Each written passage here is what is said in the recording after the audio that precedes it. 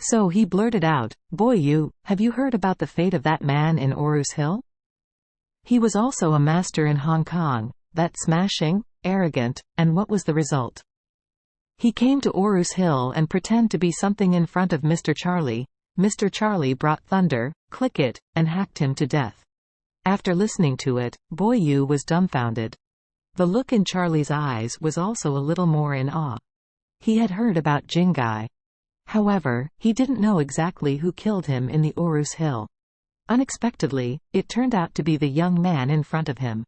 In an instant, he had a sense of respect for Charlie. So, he arched his hand at Charlie and said, "Mr. Charlie is so capable, I have also heard about it, and I admire it." After speaking, he hesitated for a moment, and said, "If this is the case, then please come in and have a look, but Mr. Charlie, you must come first and wait. Since Mr. Lai from Hong Kong is here first, please don't bother him too much before he finishes the feng shui. Let's wait until Mr. Lai finishes reading it. If Mr. Lai solves Missy's problem, please don't interfere." Charlie nodded, and said indifferently, "No problem." Boyu used the remote control to open the door and said to Orville, "Get the car in." Orville hurriedly drove into the villa and said with a look of exclamation, "Mr. Charlie, you were really awesome just now. Except for the Song family, they rarely give outsiders such a face." Charlie said indifferently, "Look at your unpromising appearance." The housekeeper of the Song family has to kneel and lick the flattery. "I really don't know how you got into the position of Big Brother on Orus Hill Road." Orville said with a stern smile, "Mr. Charlie, you don't know anything. No matter how good we are, isn't it still a little girl who can't get on the table? In front of a large family like the Song family, that is, the material for brother." After that, he parked the car and said to Charlie, "Mr. Charlie, let's go to meet Mr. Lai for a while."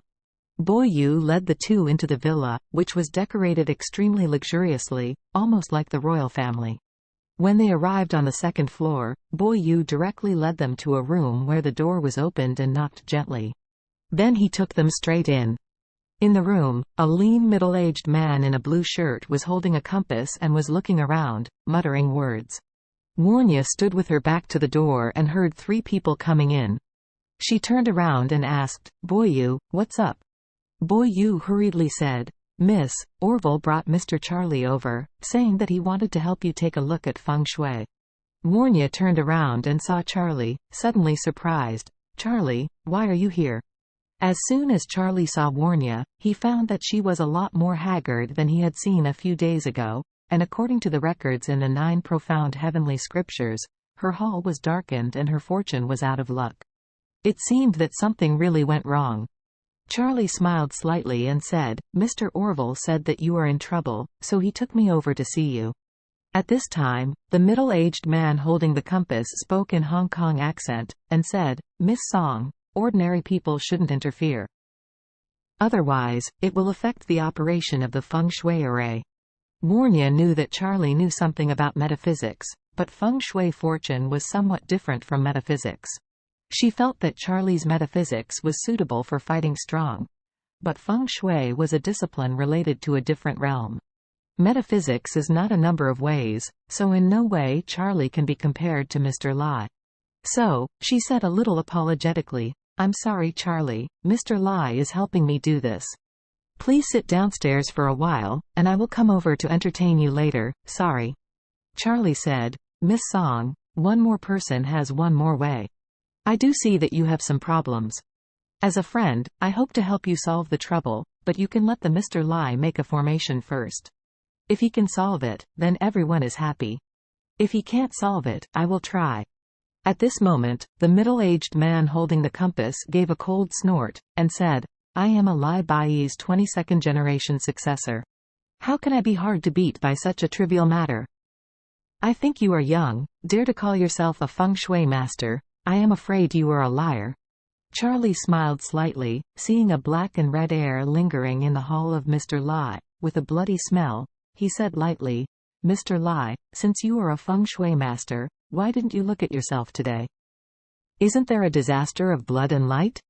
Mr. Lai laughed and said, "Say I have a bloody disaster? Boy, you are crazy. Charlie shrugged his shoulders and said, I'm telling the truth. The blackness of your yin-tang remains, your eyes are white and swollen, and your pupils are red and open. This is a sign of your fortune.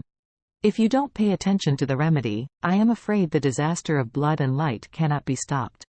Mr. Lai sneered, Boy, I'm a descendant of the Lai family from Hong Kong, so don't behave in front of me.